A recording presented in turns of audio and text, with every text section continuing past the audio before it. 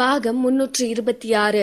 அரவிந்த், இப்போ உடனே நம்ம சென்னைக்கு போறோம் என்று சம்பத்தை டிக்கெட் புக் செய்ய சொன்ன சிறிது நேரத்திலேயே அங்கு நரேனின் வீட்டில், சார், இன்னைக்கு ஈவினிங் 4 மணிக்கு அவங்க சென்னை போக டிக்கெட் புக் பண்ணிருக்காங்க என்று நரேனிடம் சொல்லிக் கொண்டிருந்தான் அவனது அசிஸ்டன்ட். இதை கேட்டு கேலியாக சிரித்த நரேன், அவங்களை என்கிட்ட கொண்டு வா என்றான். ஷூர் சார் என்று சொல்லிவிட்டு நரேனின் பாடிகார்டு அங்கிருந்து செல்ல போக, ஒரு நிமிஷம் என்று சொன்ன நரேன் எழுந்து நின்று, நானும் வரேன் என்றான். சிறிது நேரத்திலேயே நரேனின் வீட்டின் முன்னால் இருந்து அணிவகுப்பிற்கு செல்வது போல் ஒன்றன் பின் ஒன்றாக 10 கருப்பு நிற ரோல்ஸ் ராய்ஸ் கார்கள் கிளம்பி சென்றன. செல்லும் வழியில் பார்ப்பவர்களின் கண்களை பறிக்கும் விதமாக இந்த காட்சி இருந்தது. சரியாக பிளைட் கிளம்புவதற்கு அரை மணி நேரத்திற்கு முன்பாக நரேனும் அவனுடைய ஆட்களும் ஏர்போர்ட்டிற்கு வந்தார்கள்.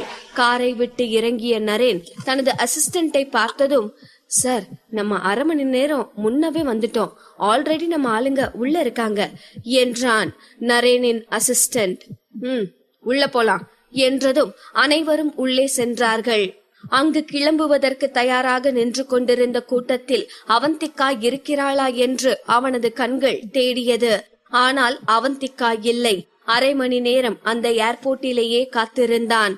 அப்போதும் அவந்திகா அங்கு வரவில்லை. அங்கிருந்த அனைவரும் பிளைட்டில் ஏறும் வரை காத்திருந்தான். அப்போதும் அரவிந்தோ அவந்திகாவோ அங்கு வரவில்லை. அந்த பிளைட் கிளம்பும் வரை காத்திருந்தான். இறுதியாக பிளைட் கிளம்பி ஆகாயத்தில் பறந்து சென்றது.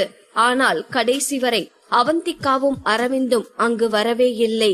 கைகளை இறுக மூடிய நரேன், அவங்க நம்மள முட்டாளாக்கிட்டாங்க என்று விரக்தியில் அங்கிருந்த சேரை ஓங்கி குத்தினான். அதே நேரம் புயல் வேகத்தில் எக்ஸ்பிரஸ் ரோட்டில் காரில் சீறி பாய்ந்து கொண்டிருந்தனர் அரவிந்தும் அவந்திகாவும். அவர்கள் டில்லியை விட்டு சில 100 கிலோமீட்டர்கள் கடந்து வந்திருந்தார்கள். சம்பத் காரை ஓட்டிக் கொண்டிருக்க பின்னால் சீட்டில் அரவிந்தும் அவந்திகாவும் அமர்ந்திருந்தார்கள். அந்த மீட்டிங் முடிந்து வந்ததிலிருந்து அரவிந்த் அவந்திகாவிடம் ஒரு வார்த்தை கூட பேசவில்லை. வந்ததும் வேக வேகமாக அனைத்தையும் பேக் செய்து கிளம்பி விட்டார்கள். அவந்திகா பேச முற்பட்ட போதும் அரவிந்த் தடுத்து விட்டான்.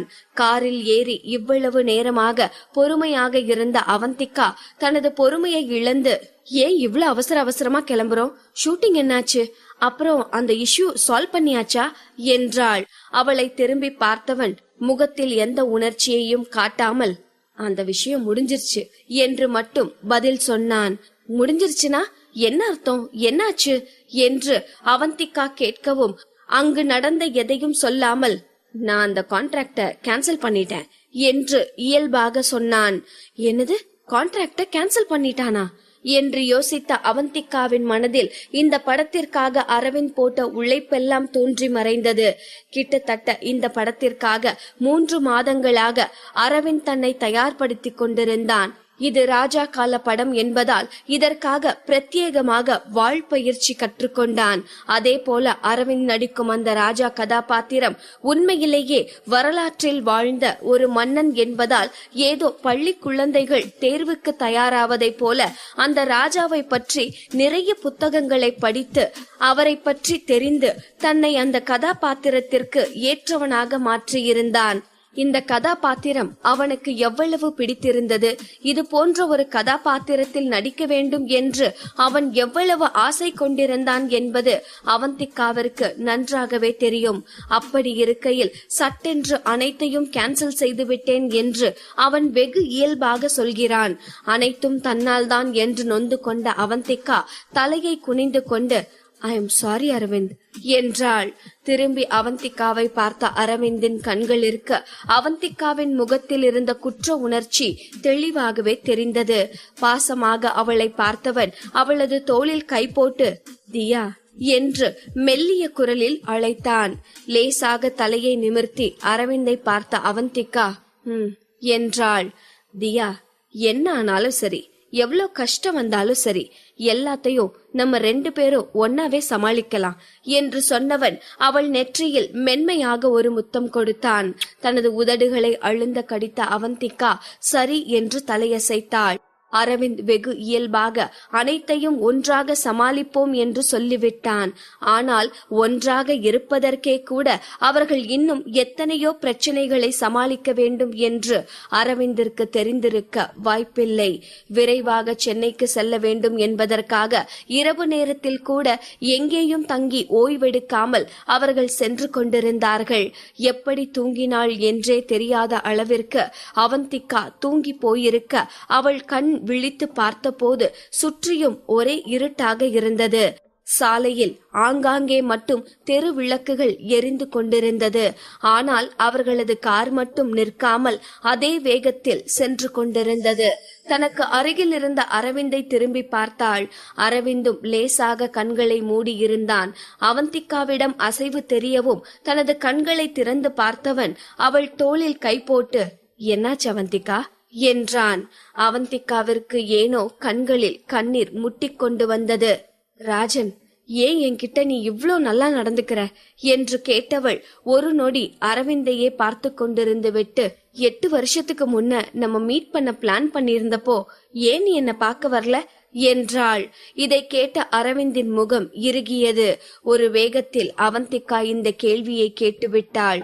ஆனால் இதற்கு அரவிந்தின் பதில் என்னவாக இருக்குமோ என்று அவளது இதயம் வேகமாக துடிக்க ஆரம்பித்தது. முன்பு ராஜன் தன்னை ஏமாற்றி விட்டதாக நினைத்து கொண்டிருந்தாள். ஆனால் எப்போது 3வது மாடியில் இருந்து அந்த அறைக்கு சென்று பார்த்தாளோ அப்போதே இத்தனை ஆண்டுகளாக ராஜனின் மனதில் தான் இருக்கிறோம் என்று அவளுக்கு நன்றாக புரிந்துவிட்டது. ராஜன் அவளை ஏமாற்றவில்லை. அப்படி என்றால் அன்று என்னதான் நடந்தது? ஒவ்வொரு நாளும் இந்த கேள்வி அவள் மனதை அரித்து கொண்டிருந்தது. எப்படியும் இந்த கேள்விக்கு இப்போது விடை கிடைத்துவிடும் என்று ஆர்வமாக காத்திருந்தவளுக்கு எப்போதும் போல் அரவிந்தின் மௌனம்தான் விடையாக கிடைத்தது. ஆனால் அந்த இருட்டிலும் அரவிந்தின் முகத்தில் தெரிந்த உணர்ச்சிகளை அவளால் பார்க்க முடிந்தது. அதை பார்த்தவள், "அரவிந்த், அது நேத்ரா நாளையா?" என்றாள். என்னதான் அரவிந்த் ஒரு வார்த்தை கூட பேசவில்லை என்றாலும் அவனது முகமாற்றத்தை வைத்தே அது நேத்ராவினால் என்பதை அவந்திகாவால் புரிந்து கொள்ள முடிந்தது. அதற்கு மேல் அவனை கட்டாயப்படுத்த அவந்திகா விரும்பவில்லை.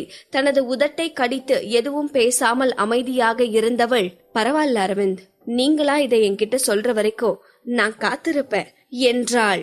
அரவிந்திற்கு ஒரு மிக பெரிய பாரம் குறைந்தது போல் இருந்தது. அவளை இழுத்து தன் மார்பில் சாய்த்து கொண்டவன் அவள் நெற்றியில் ஒரு முத்தமிட்டு அவளது தலையை வருடினான். என்னதான் இருவருக்குமே தீர்க்க முடியாத பல பிரச்சனைகள் இருந்தாலும் இந்த நேரம் அவர்களது உறவு யாரும் அழிக்க முடியாத ஒரு கட்டத்திற்கு சென்று விட்டது போல அவர்களுக்கு தோன்றியது. இங்கு படப்பிடிப்பு தளத்தில் அரவிந்த் கிளம்பிய பிறகு அனைவருக்கும் அடுத்து என்ன செய்வது என்பதே புரியவில்லை. நரேனுக்கென்ன, கெத்தாக வந்தவன் கோபமாக அந்த இடத்தை விட்டு சென்று விட்டான். அங்கு இருப்பவர்களுக்குத்தான் அடுத்து என்ன நடக்கும்? அந்த படத்தின் ஹீரோவே இனி தான் இந்த படத்தில் நடிக்க மாட்டேன் என்று சொல்லிவிட்டு சென்று விட்டான். இனி எப்படி படத்தை தொடர முடியும்? திட்டமிட்டபடி அடுத்த ஆண்டுக்குள் படத்தை ரிலீஸ் செய்ய முடியுமா என்று ஒவ்வொருவருக்குள்ளும் 1000 கேள்விகள் இருந்தன. ஒரு நாள் ஷூட்டிங் எடுக்கவில்லை என்றாலே கோடிக்கணக்கில் நஷ்டமாகும். அரவிந்தின் 25 கோடி கிடைத்தாலும் இதுவரை அரவிந்த் நடித்த பகுதிகளை புது ஹீரோவை வைத்து மீண்டும் எடுப்பதற்கே அனைத்தும் செலவாகிவிடும். டைரக்டர் மிகவும் பயந்து போனார். மொத்த படமும் அரவிந்தை நம்பித்தான் இருந்தது. அரவிந்த் இந்த படத்தில் இல்லை என்றால் அதற்கு பிறகு ஆடியன்ஸ் இந்த படத்தை பார்க்க வருவார்களா என்பது கூட அவருக்கு சந்தேகம்தான். இப்போது டைரக்டருக்கு கத்தி அழ வேண்டும் போல் இருந்தது. உண்மையில் ப்ரொடியூசர் அரவிந்தை வலையில் விழ வைக்க வேண்டும் என்று நினைத்து அவர்தான் சென்று வலையில் விழுந்து விட்டார் என்று தோன்றியது. இப்ப என்ன பண்றது என்று டைரக்டர் தனக்குத்தானே முணுமுணுத்துக் கொண்டு ஸ்டேஜ் சூப்பர்வைசரை நச்சரிக்க ஆரம்பித்தார். ஸ்டேஜ் சூப்பர்வைசருக்கும் என்ன செய்வது என்று தெரியவில்லை. டைரக்டரை பாவமாக பார்த்தவர், "சார், நரேன் சார் புது ஹீரோவை வச்சு படத்தை எடுக்க சொல்லிட்டாரு" என்றான் அப்பாவியாக. டேய் முட்டாள், அந்த ஆளுதான் சொல்றாருனா நீயும் அதே சொல்றியேடா. இப்ப அரவிந்த் மாதிரி ஒரு ஹீரோவை நான் எங்க போய் பிடிப்பேன்? இந்த படம் மக்கள் கிட்ட எவ்வளவு ரீச் ஆகி இருந்துச்சு தெரியுமா? எல்லாம் அரவிந்த் இதுல நடிக்கிறாங்கிற ஒரு காரணத்துக்காக தான். ஆனா இப்போ அரவிந்த் இல்லாம இன்னொருத்தர் யாருக்கும் மக்கள் கிட்ட இப்படி ஒரு செல்வாக்கு இல்ல. அது மட்டும் இல்லாம இந்த படத்தை பொறுத்தவரை சும்மா அழகா இருக்கிற எல்லாரையும் கூட்டிட்டு வந்து ஹீரோவா நடிக்க வச்சிட முடியாது.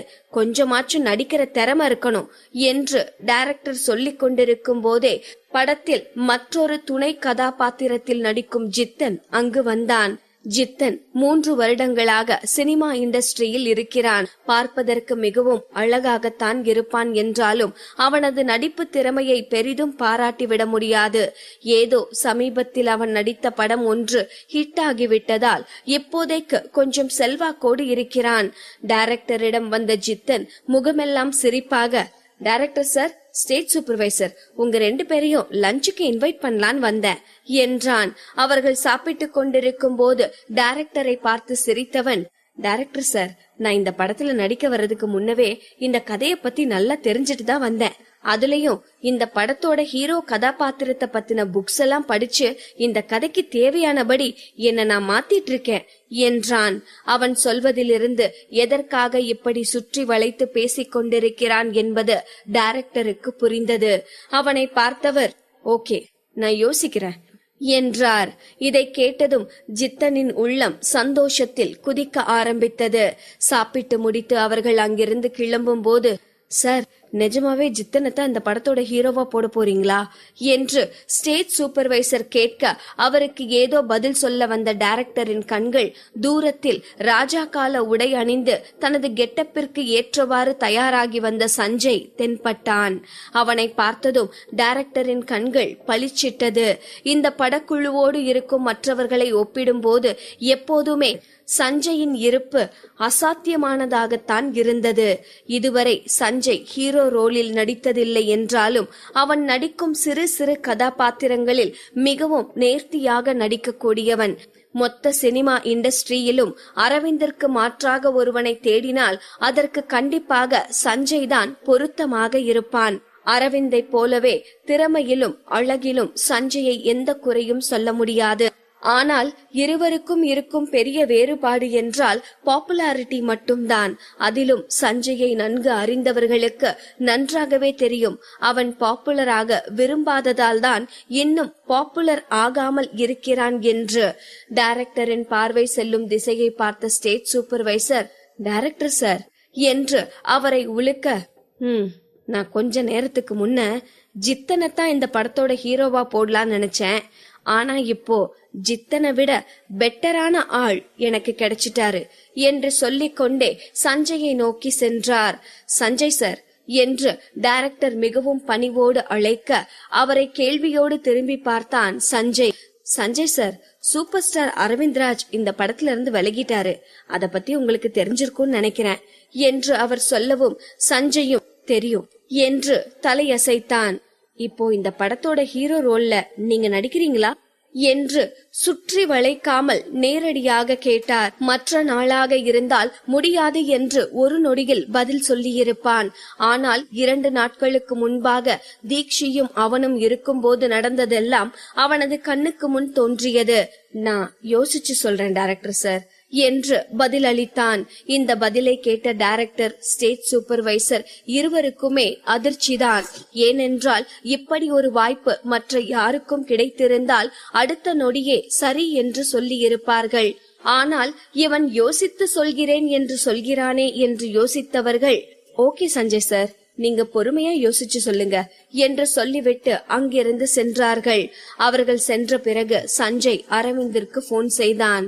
உண்மைதான் சஞ்சய், எனக்கு இந்த படம் ரொம்பவே பிடிச்சிருந்துச்சு. அதுலயும் முக்கியமா அந்த ஹீரோ கேரக்டர் ரொம்பவே பிடிச்சிருந்துச்சு. இட்ஸ் ஓகே, திரும்பவும் நான் அங்க வர வாய்ப்பே இல்ல. நான் நடிச்ச ரோல்ல இப்போ என்னோட நண்பன் நடிக்கிறது எனக்கு ரொம்பவே சந்தோஷம்தான் என்று பதிலளித்தான். பாகம் 327. டைரக்டர் சஞ்சயிடம் அரவிந்திற்கு பதிலாக ஹீரோ ரோலில் நடிக்க சொல்லி கேட்கவும் யோசித்து சொல்கிறேன் என்று சொன்ன சஞ்சய் அரவிந்திற்கு போன் செய்து டைரக்டர் சொன்னதை சொல்லவும் அரவிந்த் முழு மனதோடு என்னோட ரோல்ல என்னோட நண்பன் நடிக்கிறது எனக்கு ரொம்பவே சந்தோஷம்தான் என்றான். ஆனால் அரவிந்திற்கு அருகில் அமர்ந்து இதை கேட்டுக்கொண்டிருந்த அவந்திகாவிற்குத்தான் இதயம் பாரமானது.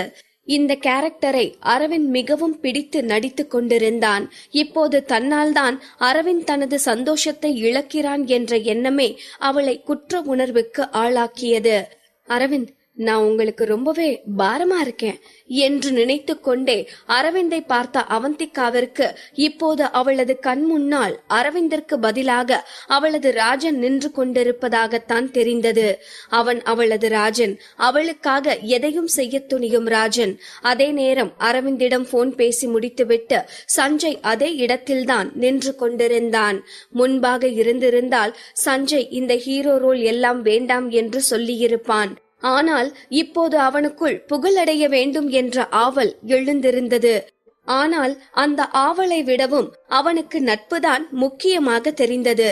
ஒருவேளை அரவிந்த் மட்டும் இந்த படத்தில் சஞ்சயை ஹீரோவாக நடிக்க வேண்டாம் என்று சொல்லி இருந்தால் கண்டிப்பாக சஞ்சய் இந்த ஹீரோ ரோலை வேண்டாம் என்று நிராகரித்திருப்பான். ஆனால் இப்போது அரவிந்தும் சரி என்று முழு மனதோடு அதுவும் சந்தோஷமாக ஒத்துக்கொண்டான். இனி அவன் எந்த தயக்கமும் இல்லாமல் இந்த படத்தில் நடிக்கலாம்.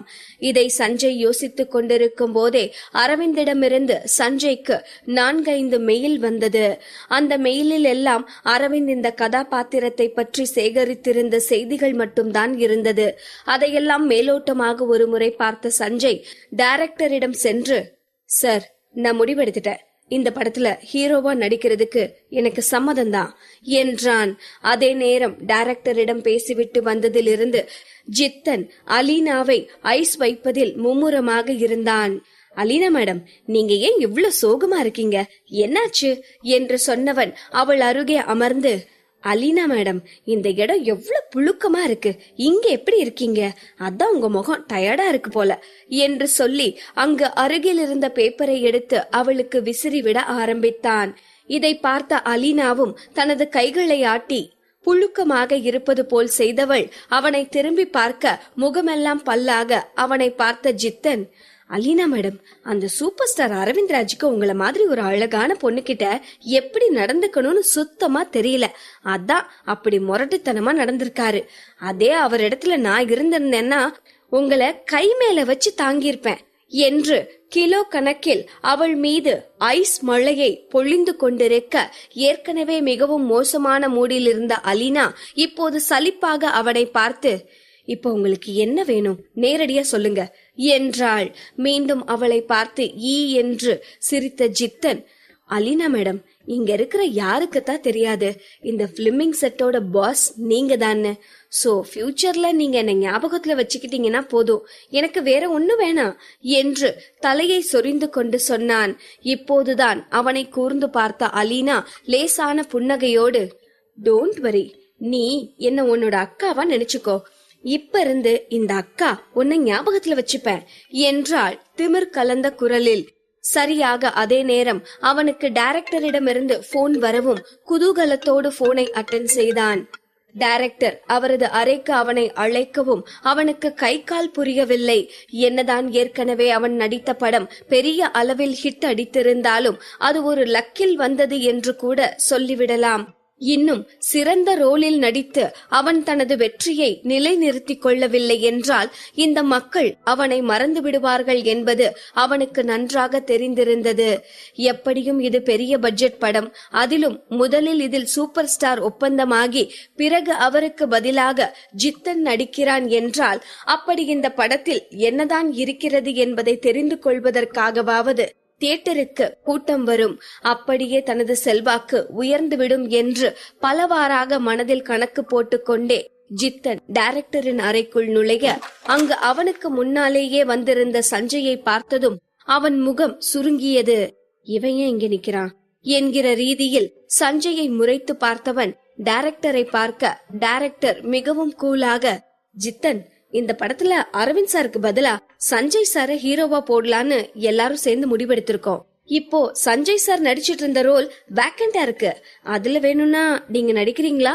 இப்போ நீங்க பண்ணிட்டு இருக்கிற ரோலை விட இது ரொம்பவே முக்கியமான ரோல் என்று டைரக்டர் சொல்லிக் கொண்டிருக்க, இப்போது அவரது மூக்கிலேயே ஓங்கி குத்த வேண்டும் என்னும் அளவிற்கு ஜித்தனிற்கு கோபம் வந்தது. ஆனால் பல்லை கடித்துக் கொண்டு தனது கோபத்தை கட்டுப்படுத்திக் கொண்டவன், ஓகே சார் என்று சொல்லிவிட்டு கோபமான பெருமூச்சோடு அந்த அறையை விட்டு வெளியே சென்றான். ஒரு 2 அடி சென்றதுமே யார் மீதோ முட்டி மோதி நின்றவன், ஹே கண்ணென்ன பொடனிலைய வச்சிட்டு போற, இல்ல நீ என்ன குருடா இப்படி மேல வந்து விழற என்று திட்டிக் கொண்டே ஜித்தன் நிமிர்ந்து பார்க்க, அங்கு நின்று கொண்டிருந்த நபரை பார்த்த ஜித்தனின் கண்கள் பிரகாசித்தது. அங்கு நின்றது வேறு யாருமில்லை, தீக்ஷிதான். தீக்ஷியின் கண்ணை கவரும் தோற்றம் யார் ஒருவரையும் நின்று திரும்பி பார்க்க வைக்கும். அதிலும் ஜித்தனை போன்ற சபல புத்தி கொண்டவர்கள் தீக்ஷியின் மீது வைத்த கண்ணை அகற்ற முடியாமல் தவித்து போவார்கள். அவளை பார்த்ததுமே ஜித்தனால் அவளை அடையாளம் கண்டு கொள்ள முடிந்தது. இந்த செட்டில் இருக்கும் அனைவருக்குமே இந்த எக்ஸ்ட்ரா தான் சஞ்சயோடு சுற்றி கொண்டிருந்தவள் என்பது நன்றாகவே தெரியும். இப்போது அவளை பார்த்தவனுக்கு, ஓ சஞ்சய் கூட சுத்துனா இந்த என்டர்டைன்மெண்ட் இண்டஸ்ட்ரியில பெரிய ஆள் ஆகிரலான்னு அவன் கூட சுத்துவாளா இருக்கும் என்று நினைத்தவன் இப்போது முகமெல்லாம் பல்லாக தீக்ஷியை பார்த்து, ஹலோ மிஸ், நீங்க இங்க என்ன பண்ணிட்டு இருக்கீங்க என்றான். அவனை பார்த்ததும் அருவருப்பாக முகத்தை சுளித்த தீக்ஷி அவனை விட்டு 2 அடி பின்னே சென்றாள். தீக்ஷியின் ரியாக்ஷனை பார்த்தவன், இன்னைக்கு நைட் என்னோட டின்னருக்கு கம்பெனி கொடுக்க முடியுமா என்று கேட்டு அவளை நோக்கி 1 அடி எடுத்து வைக்கவும், அவன் என்ன நோக்கத்தில் கேட்கிறான் என்பதை புரிந்து கொண்ட தீக்ஷி கண்களாலேயே அவனை எரித்து விடுவது போல் பார்த்தவள், டைம் இல்ல என்றாள். ஆக்சுவலா அந்த சஞ்சய் என்ன உனக்கு கொடுக்கறானோ அதை விட அதிகமாவே என்னால உனக்கு கொடுக்க முடியும் என்று நேரடியாகவே கேட்டான். இப்போதைக்கு அவன் ஆசைப்பட்டபடி இந்த படத்தின் ஹீரோ ரோல் சஞ்சய்க்கு கிடைத்துவிட்டது. அதை ஜித்தனால் ஒன்றும் செய்ய முடியாது. ஆனால் சஞ்சயுடன் சுற்றி கொண்டிருக்கும் பெண்ணை தன்னோடு சுற்ற வைத்தால் சஞ்சயை தோற்கடித்தது போல் ஆகும் அல்லவா? அதற்காகத்தான் இந்த வேலையை செய்து கொண்டிருக்கிறான். ஆனால் அவன் நினைக்கும் ஆள் தீக்ஷி கிடையாது என்பது அவனுக்கு தெரியாது. எப்படியும் தீக்ஷியை தனது வலையில் விழ வைத்து விடலாம் என்று அவன் மனக்கோட்டை கட்டி கொண்டிருக்க, இப்போ நீங்களா என்னோட வழிய விட்டு விலகி போகலனா நான் ஹெல்ப் கேட்டு கத்த வேண்டியிருக்கும். எது உங்களுக்கு வசதி என்று மிரட்டும் தொனியில் தீக்ஷி கேட்கவும், கோபமாக அவளை முறைத்து பார்த்தவன், நான் சொல்றேன் கேட்டுக்கோ, இந்த சஞ்சய் கூட இருந்து உனக்கு ஒன்னும் கிடைக்க போறதில்ல, சிம்பிளி வேஸ்ட் என்று சொல்லிவிட்டு அந்த இடத்தை விட்டு சென்றான். அவன் செல்வதை திரும்பி பார்த்த தீக்ஷி, ஆமா இவன் பெரிய இவன் வந்துட்டான் பொம்பளை பொறுக்கி என்று தனக்குள்ளேயே சொல்லிக்கொண்டு முன்னே நடந்தாள். இப்போது சஞ்சய் தான் இந்த படத்தின் ஹீரோ என்பதால் அரவிந்தை வைத்து எடுத்த காட்சிகளை எல்லாம் இப்போது சஞ்சயை வைத்து எடுக்க வேண்டும். ஏற்கனவே போடப்பட்ட விபச்சார விடுதி செட் அப்படியே இருந்ததால் இன்று அந்த சீனையே எடுக்கலாம் என்று முடிவு செய்யப்பட்டது. தீக்ஷி தான் சஞ்சயின் கேர்ள் ஃபிரெண்ட் என்று சொன்ன பிறகு டைரக்டரால் எப்படி அவளை இந்த செட்டை விட்டு வெளியே அனுப்ப முடியும்? இன்றைய காட்சியில் அந்த விபச்சார விடுதியில் சஞ்சய்க்கு ஜோடியாக நடிக்கப் போவது தீக்ஷி தான். அனைத்தும் நல்லபடியாக ஆரம்பமானது. டைரக்டர் ஆக்ஷன் என்று சொன்னதும் சஞ்சயும் அவனது கசினாக நடிக்கும் ஜித்தனும் முன்னால் பேச வேண்டிய டயலாக் எல்லாம் முடித்துவிட்டு விபச்சார விடுதிக்குள் சென்றார்கள். ஆனால் உள்ளே சென்று அங்கிருக்கும் தீக்ஷியை பார்த்ததும் ஜித்தனின் முகத்தில் ஒரு வில்லத்தனமான புன்னகை தோன்றியது. ஒரே கல்லில் தீக்ஷியையும் சஞ்சயையும் பழி வாங்க நினைத்தவன் தனது டயலாகை கூட பேசாமல் நேராக தீக்ஷியை சென்று கட்டிப்பிடித்து அவள் கன்னத்தில் வலுக்கட்டாயமாக முத்தத்தை பதித்தான். அடுத்ததாக அவனது கைகள் பேராசையோடு தீக்ஷியின் அங்கங்களை தீண்டச் சென்றது. இது விபச்சார விடுதி காட்சி என்பதால் இதையெல்லாம் யாராலும் தடுக்க முடியாது. தீக்ஷி இப்போது என்ன செய்வது என்று தெரியாமல் விழித்துக் கொண்டிருக்க இதை பார்த்து கொண்டிருந்த சஞ்சய் கோபத்தில் கொதித்துக் கொண்டிருந்தான். இப்போதே சென்று அந்த ஜித்தனை அடித்து துவம்சம் செய்ய வேண்டும் என்றுதான் அவனுக்கு தோன்றியது. ஆனால் என்ன செய்ய, டைரக்டர் இன்னும் கட் சொல்லவில்லை. அதற்குள் அவன் ஏதாவது செய்தால் அவனது பெயர் கெட்டுவிடும். ஹீரோவாக நடிக்கும் முதல் காட்சியிலேயே அவனது பெயரை கெடுத்துக் கொள்ள விரும்பாதவன் அந்த காட்சியோடையே செல்ல ஆரம்பித்தான். தனது தலையை கோதிக்கொண்டு ஜித்தனை பார்த்து புன்னகைத்தவன் அவன் அருகே சென்று அவன் தோளில் கை போட்டு அவன் காதில் ஏதோ ரகசியம் சொன்னான். இந்த காட்சி பார்ப்பதற்கு மிகவும் நெருக்கமான இரண்டு நண்பர்கள் இது போன்ற நேரங்களில் பரிமாறிக்கொள்ளும் கேலித்தனமான ரகசியங்களைப் போல் இருந்தது. உண்மையில் சஞ்சய் ஜித்தனின் காதில் எதுவும் சொல்லவில்லை. அவன் தீக்ஷியை தொட முடியாதபடி அவனது கைகளை இறுக பிடித்திருந்தான். அடுத்த நொடி தீக்ஷியை கட்டிப்பிடித்துக் கொண்டே அவளை மெத்தைக்கு அழைத்து செல்லும் காட்சிக்கு ஒரே ஒரு அடிதான் ஜித்தன் எடுத்து வைத்திருப்பான். ஆனால் சஞ்சயின் கால் தட்டிவிட்டு அப்படியே கீழே விழுந்தவன் இந்த வாய்ப்பை பயன்படுத்திக் கொண்டு தனக்கு அருகே இருந்த டேபிளை அவன் மீது தள்ளிய தீக்ஷி, அச்சச்சோ சார், என்னாச்சு, பாத்து என்று அப்பாவி போல சத்தமாக கேட்டாள். ஆனால் அதற்குள்ளாக அந்த டேபிளில் இருந்த பழங்கள் எல்லாம் ஒவ்வொன்றாக அவனது தலையில் விழுந்தது. ஜித்தன், என்னாச்சு என்று கேட்டுக்கொண்டே அவனுக்கு உதவுவதற்காக கையை நீட்டிய சஞ்சய் அவன் தட்டு தடுமாறி எழுந்து நின்றதும் மீண்டும் வேண்டுமென்றே அவனது காலை மிதிக்க வலி தாங்காதவன் அருகில் இருந்த பொருட்களில் மீது விழுந்தான். சஞ்சய் வில்லத்தனத்தையும் கமுக்கமாக செய்திருந்ததால் அங்கிருந்த யாருக்கும் சஞ்சய் செய்தது எதுவும் தெரியவில்லை. டைரக்டரும் கோபமாக கட் சொன்னவர், ஜித்தன், உனக்கு நடிக்க தெரியுமா தெரியாது? நடிக்க தெரியலனா தெரியாதுன்னு சொல்லிட்டு போயிட வேண்டியதானே, நாங்க வேற ஆளை வச்சு எடுத்துப்போமே. இப்ப பாரு, மொத்த செட்டையும் நாஸ்தி பண்ணிட்ட என்று சீறிக்கொண்டிருக்க சுற்றி இருந்த அனைவருக்கும் இப்போது ஜித்தனை பார்த்தால் பெயிண்ட் ட்ரம்மிற்குள் விழுந்த நேசமணி சீன் தான் நினைவிற்கு வந்தது. அனைவரும் கீழே குனிந்து கொண்டே சிரித்துக் கொண்டிருந்தார்கள். எதுவும் பேச முடியாத ஜித்தன் தனது விதியை நொந்து கொண்டு ஆடை மாற்ற தனது கேபினிற்கு சென்றான். இங்கு செட்டை அனைவரும் சரி செய்து கொண்டிருக்க தீக்ஷியும் சஞ்சயும் அங்கிருந்த காலி சேர்களில் அமர்ந்திருந்தார்கள்.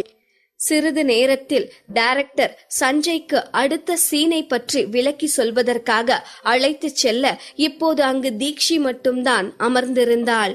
சட்டென அங்கு வந்த ஒருவன், ஏமா எக்ஸ்ட்ரா, ஏன் குளிர்ல நீங்க வெளியே உட்கார்ந்திருக்க, போய் லான்ச்ல உட்காரு என்று சொல்லி அவளை அங்கிருந்த ஒரு லான்ச்சிற்கு அழைத்து சென்றார்.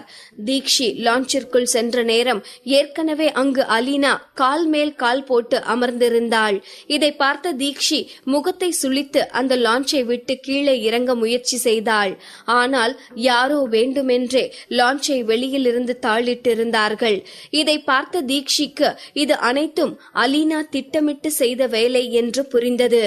அலீனா, நீ என்ன பண்ணிட்டு இருக்க என்று தீக்ஷி அவளை பார்த்து கோபமாக கேட்க, நீ அந்த அவந்திகாவுக்கு ரொம்ப நெருக்கமானவளா என்ன என்று அலீனா கேட்கவும் ஒரு நொடி கூட யோசிக்காத தீக்ஷி, ஆமா, அவங்க எனக்கு ரொம்பவே நெருக்கமானவங்க தான், அதுக்கு என்ன இப்போ என்றாள்.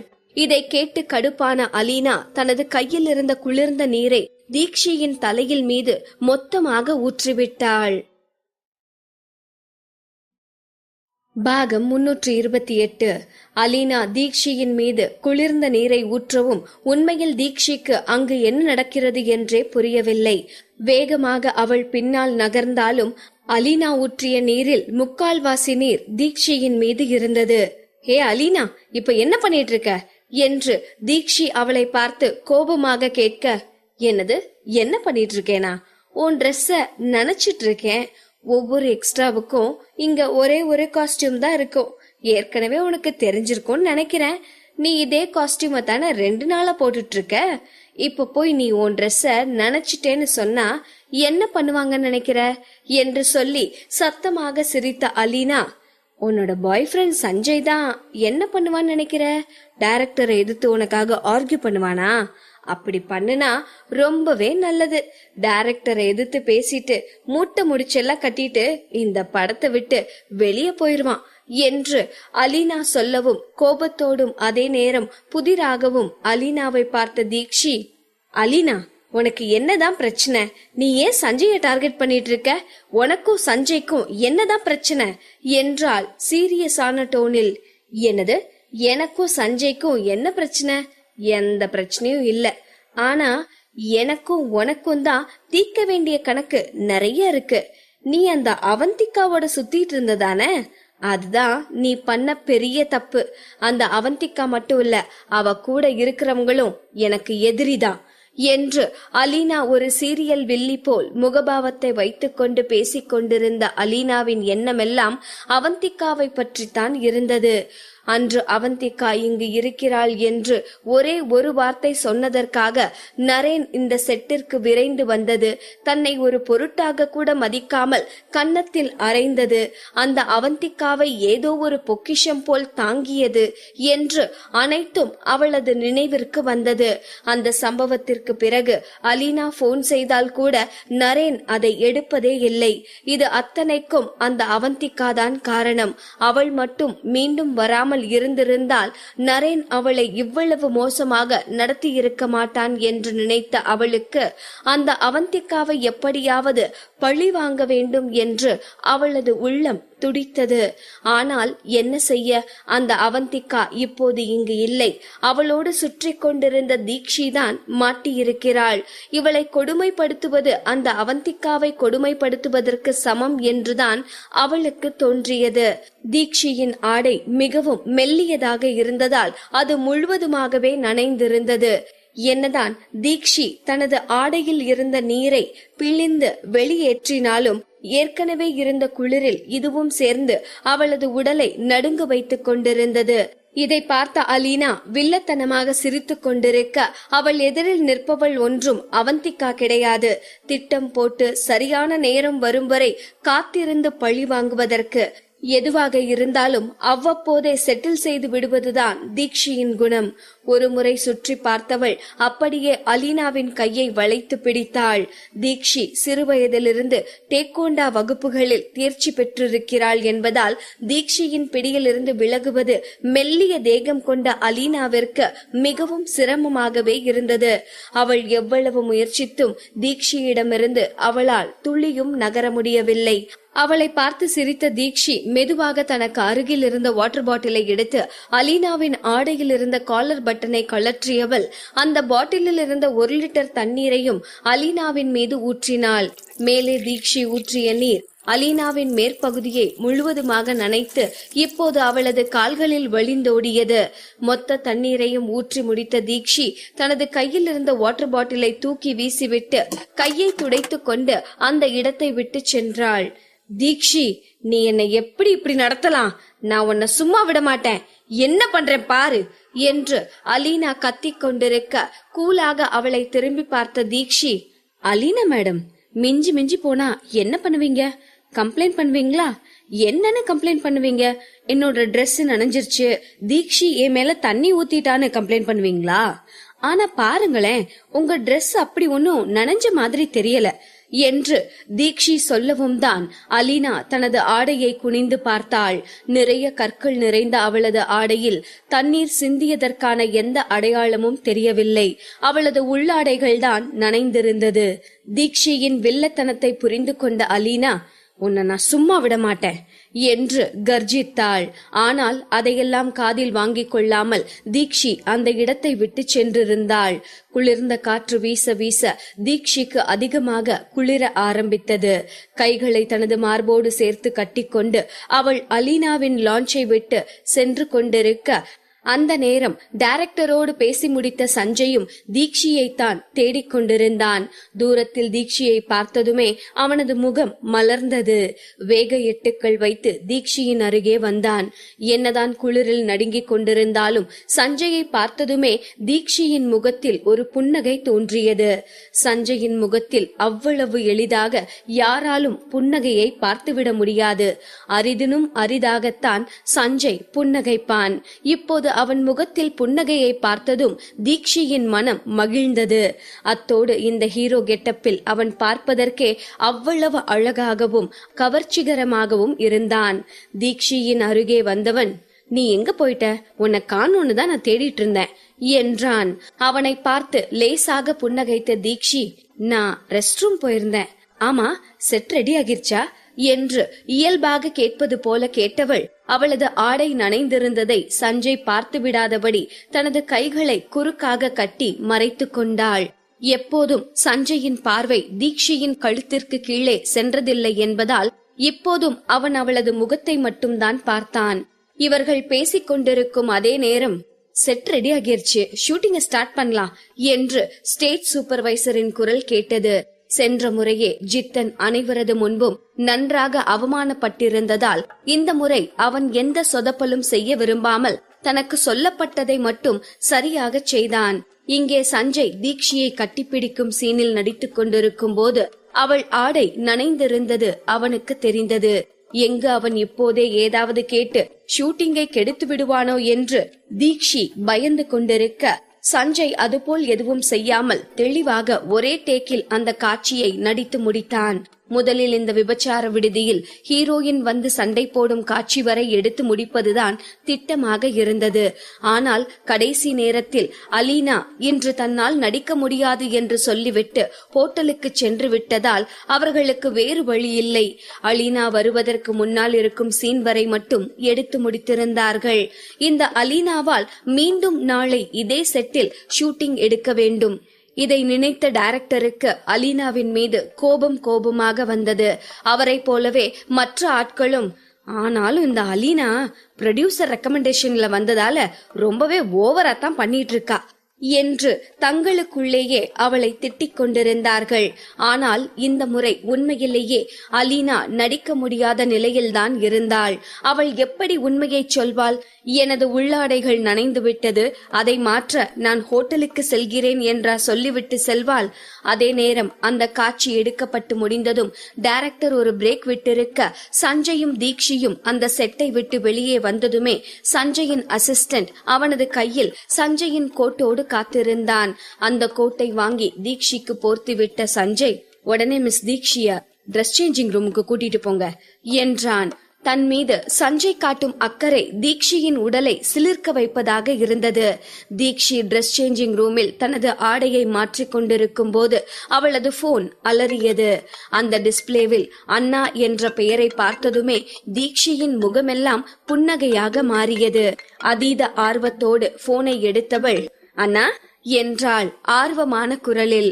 மறுபுறமிருந்து மிகவும் தீர்க்கமான மெல்லிய குரலில், நீ எங்க இருக்க என்று ஒரு ஆணின் குரல் கேட்டது. இது என்ன அண்ணா கேள்வி? அஃப்கோர்ஸ் நான் நம்ம பிலிமிங் லொகேஷன்ல தான் இருக்கேன் என்றாள் தீக்ஷி. எந்த படத்தோட லொகேஷன்ல இருக்க? நோக்கம் படத்தோட செட்ல தானே இருக்கேன் என்று சொன்ன தீக்ஷி ஒரு நொடி மௌனமாக இருந்துவிட்டு, ஆமா நீயே இதெல்லாம் கேக்குற என்றாள் குழப்பமான குரலில். நான் இப்போ டெல்லியில தான் இருக்கேன், வேற ஒரு பிசினஸ் டீலிங்க்கு வந்தேன், அதான் அப்படியே நம்ம பிலிமிங் லொகேஷனையும் பாத்துடலான்னு கேட்டேன். ஆமா, இன்ஸ்பெக்ஷன் எல்லாம் எப்படி போயிட்டு இருக்கு? எல்லாம் ஓகே தானே என்று அவன் கேட்டதும் தீக்ஷிக்கு குற்ற உணர்வு பிடுங்கி தின்ன ஆரம்பித்தது. அவள் எங்கு இன்ஸ்பெக்ஷன் செய்கிறாள்? இன்ஸ்பெக்ஷன் என்ற பெயரில் ஜாலியாக எக்ஸ்ட்ராவாக வேஷம் போட்டுக்கொண்டு சஞ்சயோடு சுற்றி கொண்டிருக்கிறாள். ஆனால் நாளை அவளது அண்ணன் இதே செட்டிற்கு ப்ரொடியூசராக வரப்போகிறான். நல்ல ஃபன்னாத்தான் இருக்க போகுது என்று நினைத்து கொண்டவள், ஓகேனா நாளைக்கு பார்க்கலாம் என்று சொல்லிவிட்டு போனை வைத்தாள். போனை வைத்ததும் தீக்ஷி தனது காஸ்டியூமை மாற்றி அதை ஸ்டேட் சூப்பர்வைசரிடம் கொடுத்தவள் சஞ்சய் தனக்கு கொடுத்த கோட்டை கழட்டி விட்டு அங்கிருந்து சென்றாள். சஞ்சய் வேறு ஒரு சீனில் பிஸியாக நடித்துக் கொண்டிருந்தான். தீக்ஷி ஒரு ஓரமாக நின்று சஞ்சயை ரசித்து பார்த்து கொண்டிருந்தாள். இது சஞ்சய் முதல் முறையாக ஹீரோவாக நடிக்கும் படம். சாதாரண ரோலில் நடிக்கும் போதே அவன் ரசிகர்களை தனது நடிப்பு திறமையால் கட்டி போட்டு விடுவான். இப்போது ஹீரோவாக நடிக்கும் போது சொல்லவா வேண்டும்?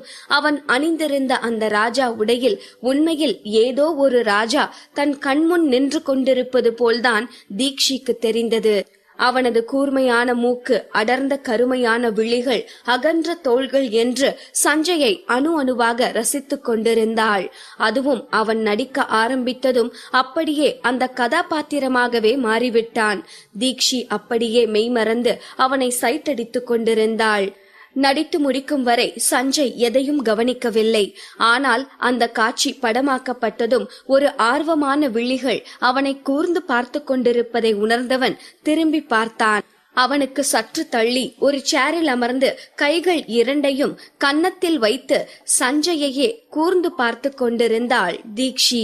சஞ்சய் திரும்பி பார்த்தபோது கூட அதை கண்டு கொள்ளாமல் தீக்ஷி அவனை பார்த்து கொண்டிருக்கவும் சஞ்சய்க்கே ஒரு மாதிரி கூச்சமாக இருந்தது.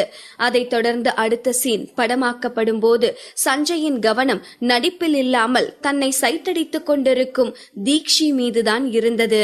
என்னதான் டைரக்டர் அவனது பெர்ஃபார்மன்ஸில் குறை சொல்லவில்லை என்றாலும் சஞ்சய்க்கே தனது கவனம் சிதறுவது தெரிந்தது. அப்போது சட்டென என்று தீக்ஷி தும்மும் சத்தம் கேட்கவும் சஞ்சயின் புருவங்கள் சுருங்கியது. கட் கட் என்று சொன்ன டைரக்டர், சஞ்சய் சார், இந்த சீன்ல ஹீரோ ரொம்பவே அமைதியா நிதானமா இருப்பான், உங்க எக்ஸ்பிரஷன் இப்படி இருக்க கூடாது என்று விளக்க ஆரம்பித்தார். ஆனாலும் சஞ்சயின் முகபாவம் மாறவில்லை. சார், ஒரு நிமிஷம் என்று சொல்லிவிட்டு அந்த செட்டை விட்டு தீக்ஷியின் அருகே வந்தான்.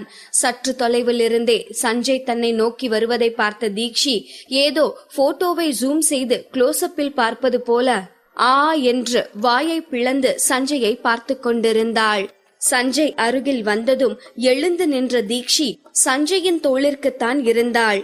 ஆனாலும் தீக்ஷி, நீ ரொம்பவே குட்டையா இருக்க என்று தனக்குத்தானே சொல்லிக் கொண்டவள் சஞ்சயை நிமிர்ந்து பார்க்க அவள் முன்னால் ஒரு கார்டும் ரூம் சாவியும் நீட்டப்பட்டது. அதை பார்த்தவளின் கண்கள் இன்னும் ஆச்சரியத்தில் விரிந்தது. அப்போது, சஞ்சய் என்ன அவரோட ரூம்க்கு கூப்பிடுறாரா?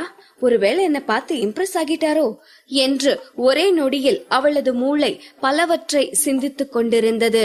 அவளது சிந்தனைகளுக்கு அணை போடும் விதமாக, இந்தா என்னோட ரூம் சாவி, போய் என்னோட ரூம்ல ரெஸ்ட் எடு என்றான் சஞ்சய். என்னது, ரெஸ்ட் எடுக்கிறதா? அப்படின்னா நான் நினைச்சதெல்லாம் இல்லையா? ச்சே என்று தீக்ஷியின் முகம் சட்டென வாடியது.